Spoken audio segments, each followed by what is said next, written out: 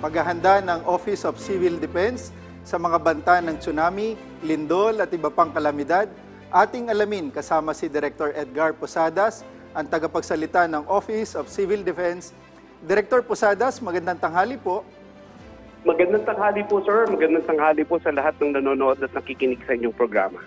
Director Edgar, kamakailan lamang po ay nagtaas na ang PhilBox ng tsunami alert matapos ang malakas na lindol sa Taiwan, na agad din naman pong binawi ng PhilBox. Gaano po tayo kahanda sa ganitong sitwasyon, lalo pat unpredictable ang ganitong kalamidad kagaya ng tsunami? Well, sir, ang maganda po dito, no? Hindi naman natin sinasabi na sana mangyari yung mga ganitong senaryo, pero nangyari nga po at nakita naman po natin by the time na nagbigay po ng tsunami alert ang PhilBox, no?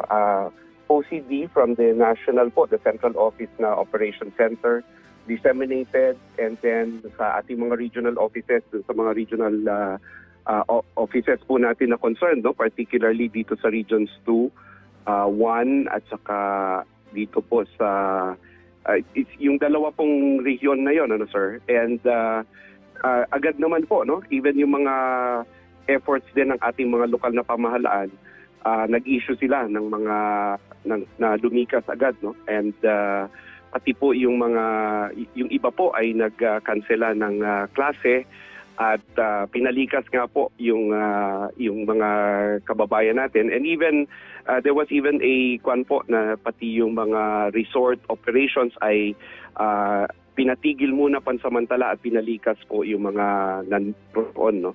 And these are efforts po which are actually led by the LGUs, and we would like to also congratulate them. Nagkaroon lang tayo ng actual, hindi po talaga ito drill. Ito ay talagang actual na nangyari na kailangan nating magresponde. And sa tingin ko naman po, kung ganito kaayos, no, ganito kabilis ang aksyon natin, I would like to believe po na mapapanatili natin yung kaayusan and yung kaligtasan ng ating mga kababayan, kasi ito naman po ay ginagawa natin every time, no, yung meron tayong mga quarterly nationwide earthquake drills na sinasama natin yung scenario of a tsunami. If you recall po last year, no, yung last quarter earthquake drill natin, hindi itong first quarter earthquake drill. Ang scenario natin ay doon sa kasiguran, yung ni-revisit natin after 60 plus years yung nangyari po yung Great Kasiguran earthquake na meron pong tsunami. At nakita po natin yung kahandaan ng lokal na pamahalaan 60 years after. At very satisfied naman po yung mga nag-evaluate na okay po sila. Pero ang kaibahan lang po nila, yung nangyari noon is actually a drill. Pero ito po ay nangyari na actual scenario. And sabi ko nga kung ganito ka ayos at ganito kabilis ang aksyon, ano? And yung decisiveness ng ating mga lokal na pamahalaan, I think we are good po kung mapapanatili natin ito.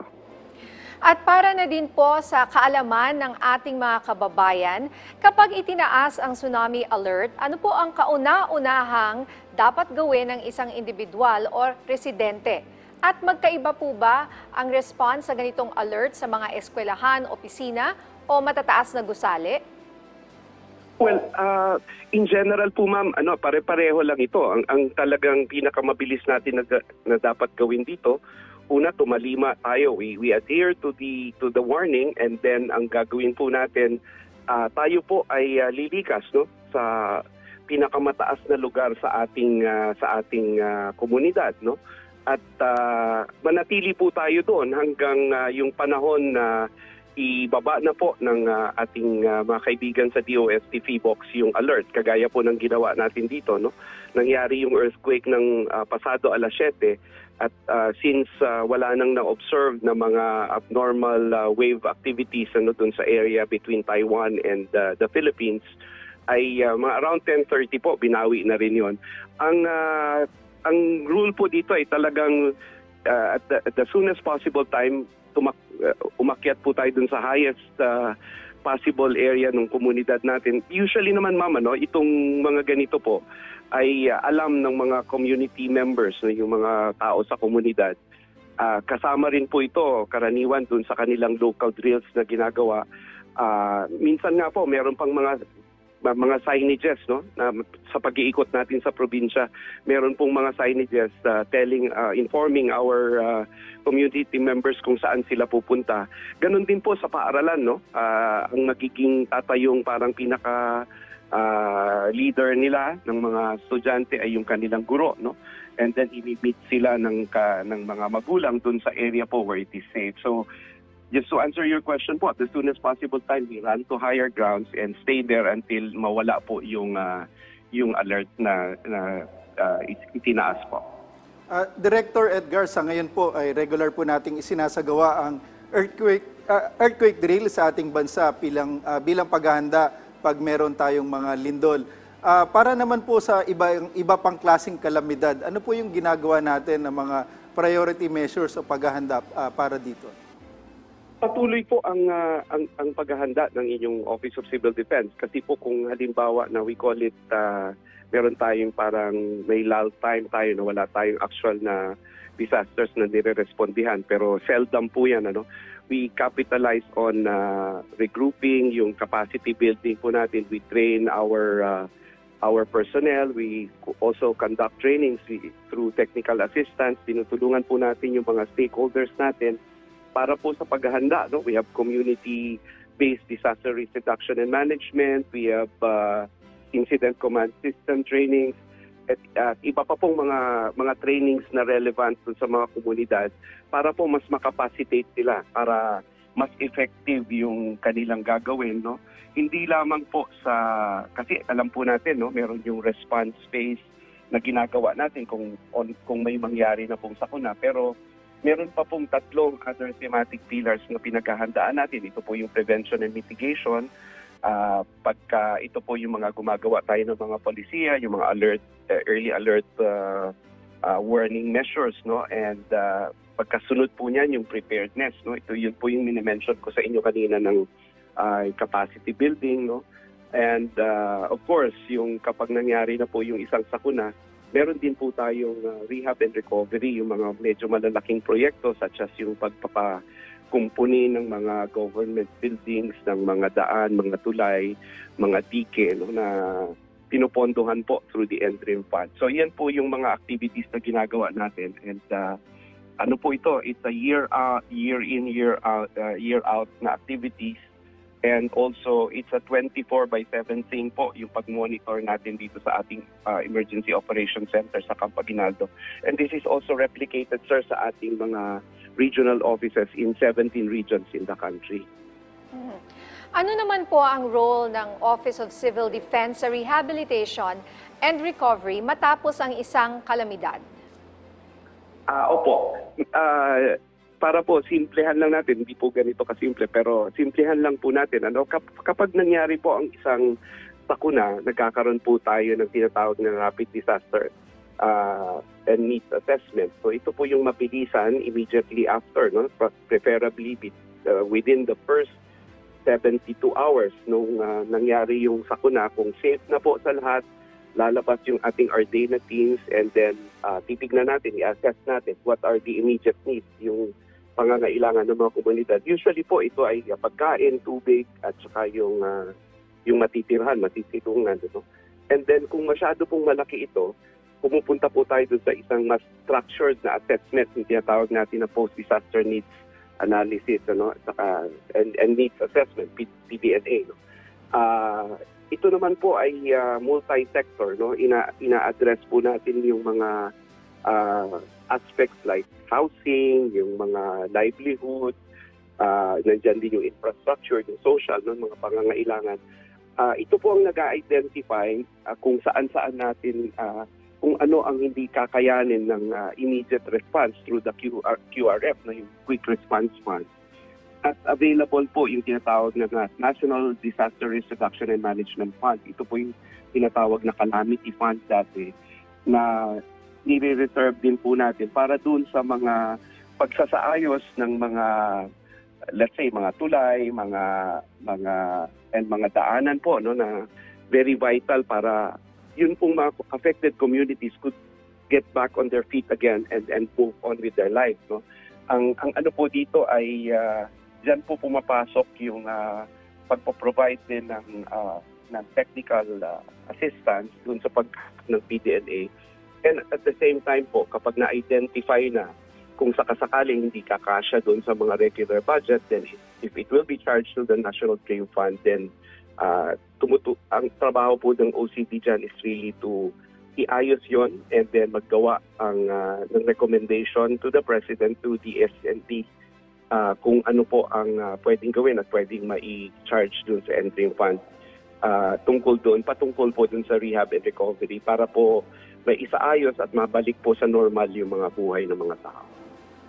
Sir, bilang kayo po ay isang tulay sa pagitan ng national government at local government units, paano naman po natin pinapalakas pa ang ating coordinative function para makakuha ng mas reliable at timely information sa gitna po ng isang kalamidad? Ang strength po ng OCD at saka ng NDRIMC ay, una po, we are regionalized. So, and then yung network talaga ng ating pakikipag-ugnayan, yung coordination is key po. Kami po ay naka-link doon sa mga lokal na pamahalaan. Kami rin po ay naka-link doon sa kanilang mga tinatawag na local dream officers. And of course, katuwang namin dito ang DILG, kasi sila ang oversight sa local government units. At ang nangyari po dyan, kung kami ang may information, we send it down to them. Or kung sila naman po ang may information, they send it up to us, to our regional offices, and up the line, para naiayos po natin. And then, that is where we identify, for example po, kung may nangyari, ano ba yung pwedeng ma-address na ng mga regional resources natin through our regional offices. Kasi except for BARM and NCR po, dual po ang role ng ating Office of Civil Defense, yung regional director natin. He is both the RD of OCD in that particular region, and he is also the chair of the RDRIMC, the Regional Dream Council. So, ang strength po actually ng OCD at saka ng NDRIMC replicated down the line is actually on our coordination and yung network nga po namin sa lahat ng mga stakeholders natin. And even the private sector po, since they are also represented in the council, the academe, the TSOs, lahat po, kasi may kalulugaran tayo lahat, in terms of our, yung value natin, yung assistance na magagawa natin. At mas nagiging efficient po tayo kasi whatever government could not provide, for example, in the immediate aftermath of a disaster, nandiyan din po yung mga kaibigan natin sa pribadong sektor na nagpo-provide, yung mga organized private sector mga groups na talaga pong sumusuporta sa inyong Office of Civil Defense at saka sa National Dream Council po. Sa ibang usapin naman po, sir, kumusta ang inyong paghahanda para sa posibleng La Nina phenomenon sa bansa? Opo, ngayon pa lang pong El Nino, ma'am, ay as you all know, ang OCD po ay ang secretariat ng Task Force El Nino, at we are tasked to actually orchestrate and implement and make sure that all the agreements, all the instructions of the chair and the co-chair ng TFEN ay nagagawa po, and we give feedback, we give agreements, we take note of agreements and then make sure that all instructions are undertaken. And similarly po, kasi ang ano naman po natin ang pagbagyo po natin ay talagang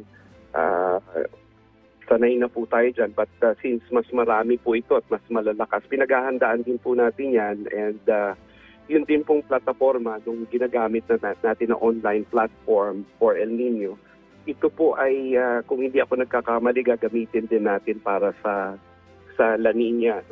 Tinitingnan po natin itong ginawa ng DOST para maging online platform, hindi lang continuous po from El Nino to La Nina. And of course, ngayon pa lang po ay yung ating mga regional offices ay busy na doon sa pagko-coordinate. Yaman din lang po that we are also given that warning already, that forecast that we will have around 16 to 18 ng mga bagyo towards the end of the year. So yan po ay pinaghahandaan natin daily, and yan naman po ang bread and butter ng OCD. Ano? At malaking bagay din po dito, ma'am, yung medyo tumataas na rin po, gumaganda yung accuracy ng prediction ng ating mga kaibigan sa Pag-asa dahil ini-improve din po nila yung kanilang mga facilities and equipment. No? At we also take this opportunity po para paghandaan. No? Sabi nga po ng ating Pangulo, you capitalize on available science, available technology. So yung ating telecommunication system, this is also a time for us to prepare. No? And yung nga pong mga sinasabi kong mga mobile apps. Ano? And of course, we have even our early alert warning messaging. Yan po ay plano lang po din natin yan na i-continue at mas mapaigting natin. We will just shift from the lack of water to so much water po na hydrometeorological disaster na pwedeng mangyari. Maraming salamat po sa inyong oras, Director Edgar Posadas, ang tagapagsalita ng Office of Civil Defense.